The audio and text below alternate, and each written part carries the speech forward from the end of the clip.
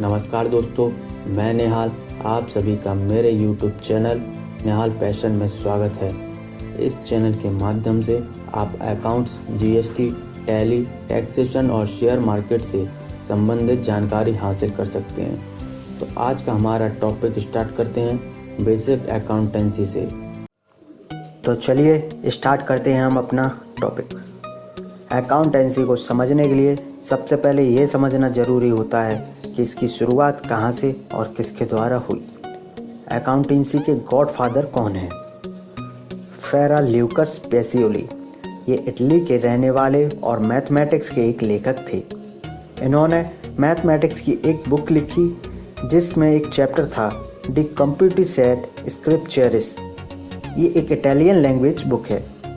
इसी चैप्टर में Lucas Pacioli ने पूरी दुनिया को डबल एंट्री सिस्टम के बारे में जानकारी दी। उन्होंने सिद्धांत दिया कि हम कैसे अपनी बुक्स को मेंटेन कर सकते हैं जिससे हम सही तरीके से नेट प्रॉफिट और बैलेंस शीट बना सकते हैं। तो अब हम आगे पढ़ेंगे accounting system.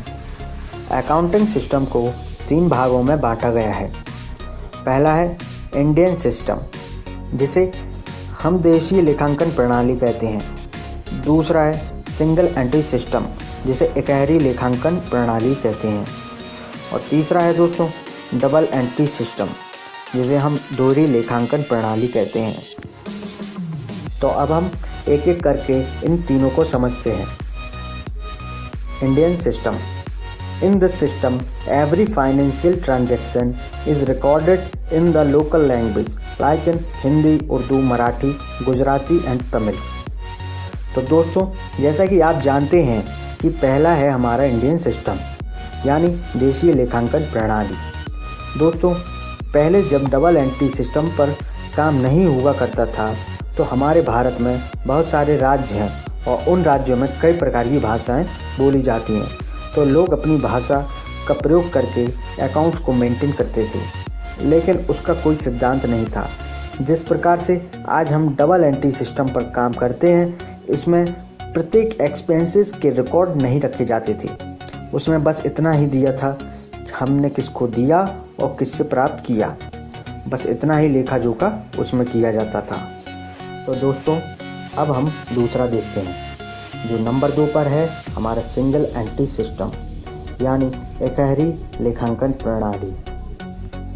Single entry system records only one side of every transaction because they use one entry to record every transaction.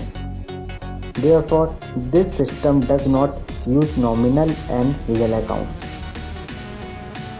तो दोस्तों, जैसा कि हम जानते हैं कि अकाउंट्स में 2 ही साइड होता है। पहला होता है डेबिट और दूसरा होता है क्रेडिट। डेबिट को हम DR लिखते हैं और क्रेडिट को CR लिखते हैं। अगर जब सिंगल एंट्री सिस्टम पर काम की बात की जाए तो इसमें किसी भी ट्रांजैक्शन का रिकॉर्ड रखा जाएगा, वो एक ही साइड में रखा जाता है, मतलब कि एक ही पक्ष में रखा जाएगा, या तो वो DR में रखा जाएगा या CR में।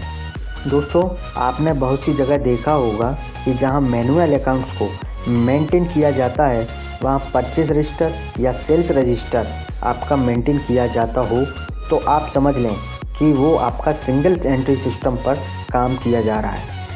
अब हम बात करेंगे डबल एंट्री सिस्टम, यानी दोहरी लेखांकन प्रणाली। Double entry system records both side of every financial transaction, so each transaction affects 2 accounts at the same time.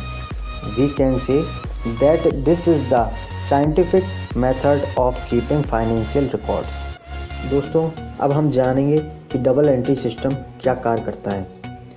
वो प्रत्येक ट्रांजैक्शन हमारी या सामने वाले व्यक्ति या कंपनी के बीच जो भी ट्रांजैक्शन होती है उसके दोनों साइड को रिकॉर्ड करता है।